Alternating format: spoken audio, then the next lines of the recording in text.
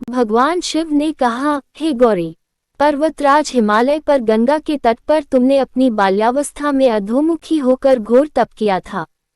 इस अवधि में तुमने अन्न ना खाकर केवल हवा का ही सेवन के साथ तुमने सूखे पत्ते चबाकर काटी थी।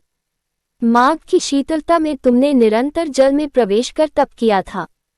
वैशाख की जला देने वाली गर्मी में पंचाग्नि से शरीर को तपाया। श्रावण की मूसलाधार वर्षा में खुले आसमान के नीचे बिना अन्न जल ग्रहण किए व्यतीत किया। तुम्हारी इस कष्टदायक तपस्या को देखकर तुम्हारे पिता बहुत दुखी और नाराज होते थे। तब एक दिन तुम्हारी तपस्या और पिता की नाराजगी को देखकर नारद जी तुम्हारे घर पधारे। तुम्हारे पिता द्वारा आने का कारण पूछने पर नारद जी बोले कि गिरिराज, मैं भगवान विष्णु के भेजने पर यहाँ आया हूँ। आपकी कन्या की घोर तपस्या से प्रसन्न होकर वह उससे विवाह करना चाहते हैं। इस बारे में मैं आपकी राय जानना चाहता हूँ।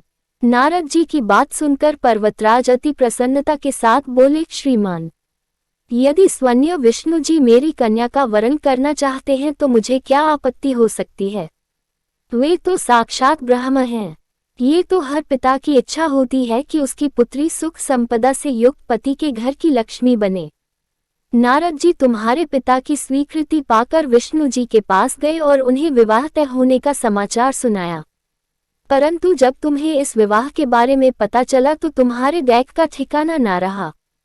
तुम्हें इस प्रकार से दुखी देखकर तुम्हारी एक सहेली ने तुम्हारे दैख का कारण पूछने पर तुमने बताया कि मैंने सच्चे मन से भगवान शिव का वरण किया है, किंतु मेरे पिता ने मेरा विवाह विष्णु जी के साथ तय कर दिया है।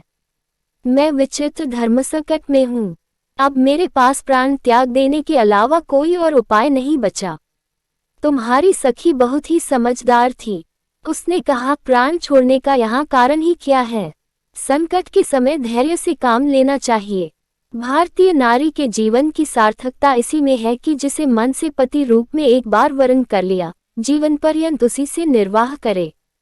सच्ची आस्था और एकनिष्ठा के समक्ष तो भगवान भी असहाय हैं। मैं तुम्हें घनघोर वन में ले चलती हूँ जो साधना थल भी है और जहाँ तुम्हारे पिता तुम्हें खोज भी नहीं पाएंगे। मुझे पूर्ण विश्वास है कि ईश्वर अवश्य ही तुम्हारी सहायता करेंगे। तुमने ऐसा ही किया। तुम्हारे पिता तुम्हें घर में न पाकर बड़े चिंतित और दुखी हुए। वह सोचने लगे कि मैंने तो विष्णु जी से अपनी पुत्री का विवाह तय कर दिया है। यदि भगवान विष्णु बारात लेकर आ गए और कन्या घर पर नहीं मिली तो बहुत अपमान होगा। ऐसा विचार कर पर्वतराज ने चारों ओर तुम्हारी खोज शुरू करवा दी। इधर तुम्हारी खोज होती रही, उधर तुम अपनी सहेली के साथ नदी के तट पर एक गुफा में मेरी आराधना में लीन रहने लगी। भाद्रपद तृतीय शुक्ल को हस्त नक्षत्र था। उस दिन तुमने रेत के शिवलिंग का निर्माण किया। रात भर मेरी स्तुति में गीत गाकर जागरण किया। तुम्हारी इस कठोर तपस्या के प्रभाव से मेरा आसन हिल उठा और मैं शीघ्र ही तुम्हारे पास पहुंचा और तुमसे वर मांगने को कहा। तब अपनी तपस्या के फलीभूत मुझे अपने समक्ष पाकर तुमने कहा, मैं आपको सच्चे मन से पति के रूप में वरण कर चुकी हूँ। यदि आप सचमुच मेरी तपस्या से प्रसन्न होकर यहाँ पधारे हैं तो मुझे अपनी अर्धांगिनी के रूप में स्वीकार कर लीजिए। तब तथास्तु कहकर मैं कैलाश पर्वत पर लौट गया। प्रातः होते ही तुमने पूजा की समस्त सामग्री नदी में प्रवाहित करके अपनी सखी सहित व्रत का वरण किया। उसी समय गिरिराज अपने बंधु बांधवों के साथ तुम्हें खोजते हुए वहां पहुंचे।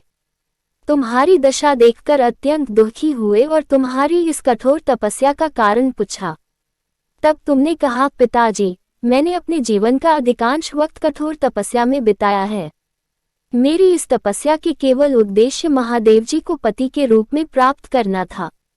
आज मैं अपनी तपस्या की कसौटी पर खरी उतर चुकी हूँ। चूंकि आप मेरा विवाह विष्णु जी से करने का निश्चय कर चुके थे, इसलिए मैं अपने आराध्य की तलाश में घर से चली गई। अब मैं आपके साथ घर इसी शर्त पर चलूंगी कि आप मेरा विवाह महादेव जी के साथ ही करेंगे। पर्वतराज ने तुम्हारी इच्छा स्वीकार कर ली और तुम्हें घर वापस ले गए। कुछ समय बाद उन्होंने पूरे विधि विधान के साथ हमारा विवाह किया। भगवान शिव ने आगे कहा कि पार्वती, भाद्रपद की शुक्ल तृतीया को तुमने मेरी आराधना करके जो व्रत किया था, उसी के परिणाम स्वरूप हम दोनों का विवाह संभव हो सका। इस व्रत का महत्व यह है कि मैं इस व्रत को पूर्ण निष्ठा से करने वाली प्रत्येक स्त्री को मनवांछित फल देता हूँ। भगवान व ने पार्वती जी से कहा कि इस व्रत को जो भी स्त्री पूर्ण श्रद्धा से करेगी उसे तुम्हारी तरह अचल सुहाग प्राप्त होगा। इस व्रत को हरितालिका इसलिए कहा जाता है क्योंकि पार्वती की सखी उन्हें पिता और प्रदेश से हर कर जंगल में ले गई थी। हरित अर्थात हरण करना और तालिका अर्थात सखी।